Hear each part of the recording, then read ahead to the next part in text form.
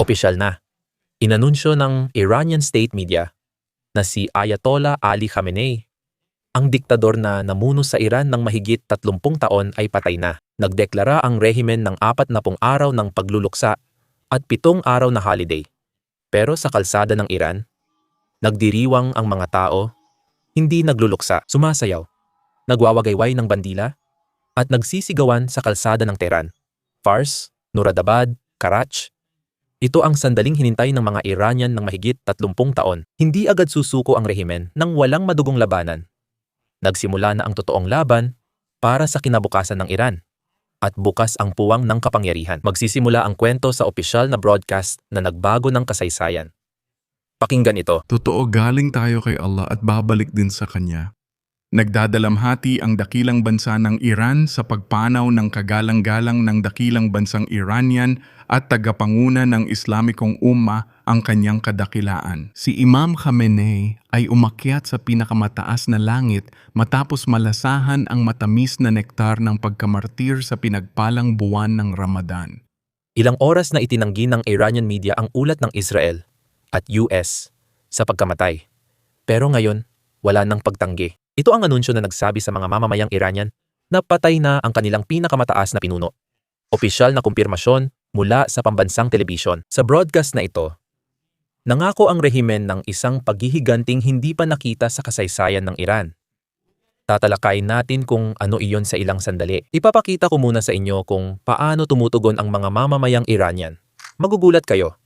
Narito ang lungsod ng Fars. Mga tao sa kalsada ang nagsasaya. At maririnig mo ang isang sumisigaw sa kamera. Nanaginip ba ako? Hello, bagong mundo? Pagkatapos ng 30 taon ng pang-aapi, mga bitay, at masaker, ganito ang naging reaksyon. Ganoon din sa lungsod ng Nuradabad.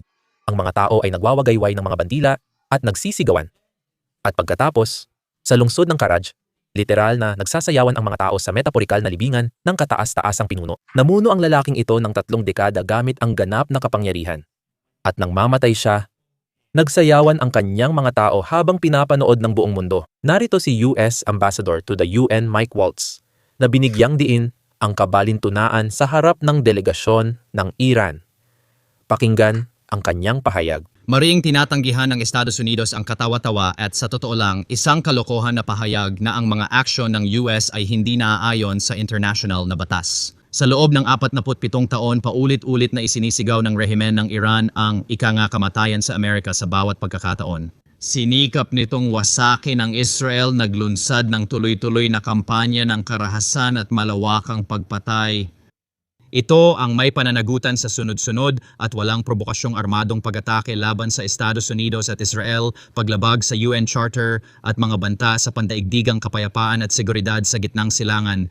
Sinubukan pa nitong paslangin ang Pangulo ng Estados Unidos na si Pangulong Trump. Ginawa ito ng rehimen hindi lang direkta kundi pati sa tulong ng mga kasabwat na nagtatago at nagtatakip ng masasamang gawain habang nagpapanggap na biktima. Ngayon, hindi lang puro magagandang balita ito.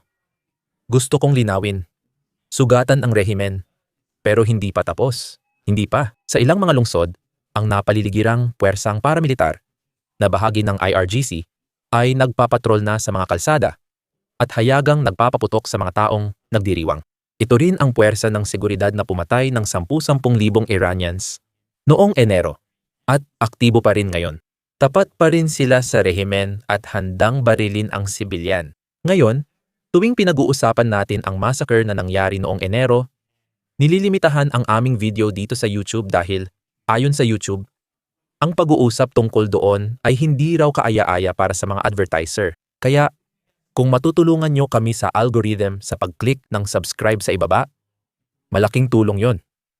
Sa huli, katotohanan pa rin ang mananaig. Mahirap ang laban ng mga mamamayang Iranian. Ngayon, mayroon na silang tulong mula sa ibang bansa at magulong rehimen. Mga bagay na wala sila noong Enero. Ngayon, tanong ng lahat, bakit nagtipon ang mga pangunahing leader ng Iran sa isang lugar kahit may banta ng digmaan? Malinaw ang sagot. Hindi na sila nagtitiwala sa elektronikong komunikasyon. Matagal nang hinahak ng Israel ang mga komunikasyon ng Iran. Naalala ng lahat ang ginawa ng Mossad sa mga pager ng Hezbollah. Kaya alam ng mga leader ng Iran na kompromisado ang kanilang digital na sistema. Nagkikita sila ng personal para hindi maharang ang plano. Pero nagdudulot din ito ng ibang problema. Kaya, sa malapit na coordination sa gobyerno ng Israel, nagsagawa ang Estados Unidos ng mga legal na aksyon para tugunan ang mga banta na ito alinsunod sa Artikulo 51 ng Charter ng United Nations. Ginoong Pangulo, nais ko lang sabihin sa huli. Alam niyo ba kung sino ang hindi nagrereklamo ngayong gabi? Sino ang hindi binabanggit ang kalabuan ng batas internasyonal? Sino ang nagdiriwang sa kalsada sa buong mundo? Ang isa mamamayang Iranian. Ginoong Pangulo, marahil baka sakali lang sa wakas ay magiging malaya na sila. Maraming salamat po. Nang matuklasan ng US at Israel intelligence ang pulong ng matataas na opisyal sa compound ni Khamenei kasama ang mga pangunahing leader, agad nilang sinamantala ang pagkakataon at kumilos. 30 bunker buster na bomba ang inihulog sa compound para makasigurado. Sa kasamaang palad, wala si Khamenei sa kanyang bunker. Nasa itaas lang siya ng kanyang compound, naglalakad-lakad, na hindi alam ang mangyayari. At dito na tayo napupunta sa krisis ng paghalili. Dahil ngayon may totoong problema ang Iran, na hindi pa nito naranasan sa loob ng 36 na taon. Alam nyo, bago magsimula ang digmaan, iniutos ni Khamenei na ang bawat opisyal sa politika at militar ay magtalaga ng 4 na kahalili, hindi isa, hindi 2, kundi 4, sakaling sila ay mapatay lahat. Iba ang posisyon ng pinakamataas na pinuno dahil walang nagsusuri o nagbabalanse sa kanyang kapangyarihan. Siya ang may kontrol sa lahat ng posisyon sa rehimen at matagal nang nasa posisyon na iyon si Khamenei. Kita mo, bahagi na si Khamenei ng political elite ng Iran mula pa noong naganap ang revolusyon. Noong 1979, nandoon pa rin siya sa tabi ni Khomeini. Pagkatapos, noong 1981, naging pangulo siya ng Iran, na parang pangalawa sa pinakamataas na posisyon. Pagkamatay ni Khomeini noong 1989, si Khamenei ang naging susunod na pinakamataas na pinuno. Ngayon, ang tanong ay sino ang magiging susunod na pinakamataas na pinuno? Ang ikatlo sa kasaysayan ng Islamic Republic. May isang tao ngayon na gusto ni Khamenei na maging kahalili niya. Akala ng marami ay ang anak niyang si Mustafa Khamenei, na inihahanda talaga para sa papel na ito. Pero ayon sa mga ulat ng Western at Israeli media, si Mustafa ay aktual na nasa compound noong naganap ang pag-atake. Malamang ay patay na siya. May nakakaintriga rito. Inanunsyo ng Iranian state media ang pagkamatay ni Ali Khamenei, ang pinakamataas na pinuno. Nabanggit nila ang anak na babae, apo, at mga anak. Pero hindi aktual na binanggit si Mustafa, ang anak na lalaki, sa pangalan. Kaya medyo kakaiba iyon para sa akin. Kung buhay pa siya, dapat binanggit nila ang pangalan niya. Kung patay na siya, dapat binanggit din nila ang pangalan niya. Hindi ko maintindihan kung bakit hindi siya nabanggit at bakit ginamit ang salitang mga anak. Nakakalito ang katahimikan, lalo na para sa akin. Pero sigurado akong magkakaroon pa tayo ng mas maraming detalye sa lalong madaling panahon. Ngayon, narito ang isa pang bagay na interesante. Kung gaano kalalim ang naabot ng intelligence ng Israel sa lipunang Iranian. Dahil nakakabaliw ang detalyeng ito. Matapos ang pag-atake, may pumasok sa compound. Kinuhanan ng litrato ang katawan ni Khamenei at ipinadala ito sa Israeli intelligence. Ipinakita ito ng mga Israeli kay Pangulong Trump. May kumpirmasyon na ang kanluran sa pagkamatay ni Khamenei bago pa malaman ng mga Iranian.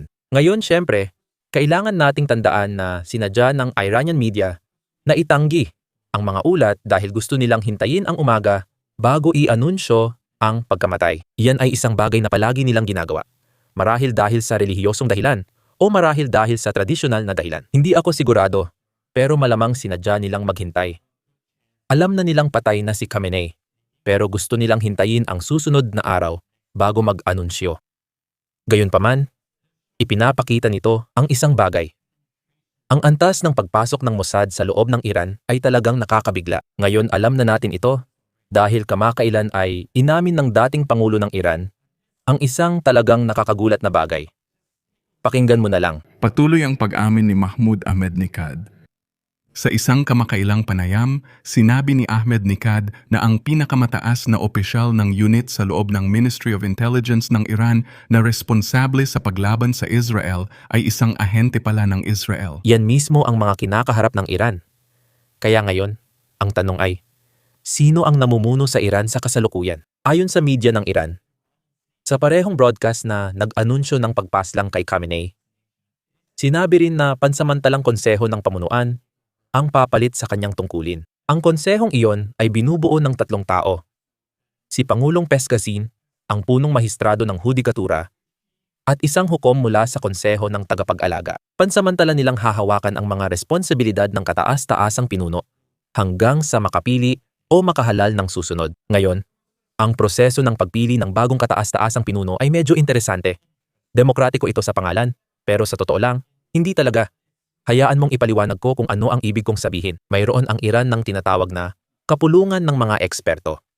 Binubuo ang asambleyang ito ng 88 Shia na kleriko na inihahalal ng taumbayan tuwing 8 taon.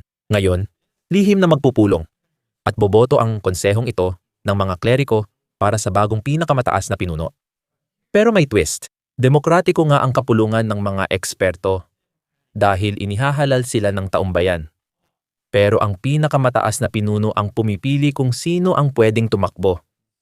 Kaya paikot lang talaga ang sistema. Ibig sabihin, si Khamenei ang pumili sa lahat ng mga taong ito para makatakbo sila sa eleksyon at pagkatapos ay susubukan nilang manalo sa boto ng taumbayan. Ngayon, pipili sila ng bagong pinuno sa isang lihim na pagpupulong. Kaya, hindi natin dapat asahan ang malaking pagbabago sa mga bagay-bagay. Hindi ito magiging isang taong ideolohikal na malayo kay Khamenei dahil ang magpapasya ng bagong leader ay mga pinagkakatiwalaan niya. Kaya't mahalagang tandaan ito. Ngayon, gaano katagal kaya iyon magtatagal? Interesante yan kasi, gaya ng sabi ko, hindi pa ito nangyari dati. Nangyari na ito noong 1989, pero noon ay dahil lang namatay si Khamenei, ang dating pinakamataas na pinuno sa natural na dahilan. Ngayon, ang Iran ay nasa digmaan. Noong nakaraan, inabot ng 24 na oras bago makahanap ng bagong pinakamataas na pinuno. Sa pagkakataong ito, hindi natin alam kung gaano katagal aabutin. Pero isang bagay na dapat abangan ay ang IRGC. Sinusubukan nilang gumanap ng malaking papel. Sa madaling salita, sinusubukan nilang kontrolin ang kapulungan ng mga eksperto para magkaroon sila ng impluwensya sa pagpili ng susunod na pinakamataas na pinuno. Tatalakayin pa natin ito sa susunod na video. Kaya pindutin ang subscribe button sa ibaba. Tatalakayin natin kung paano nagbabalak ang Iran na gumanti matapos nilang i-anunsyo ang paghihiganting hindi pa nakita ng mundo laban sa Estados Unidos at Israel. Pindutin ang subscribe para mapanood ang video na iyon. Ako si Sam, magkita tayo sa susunod.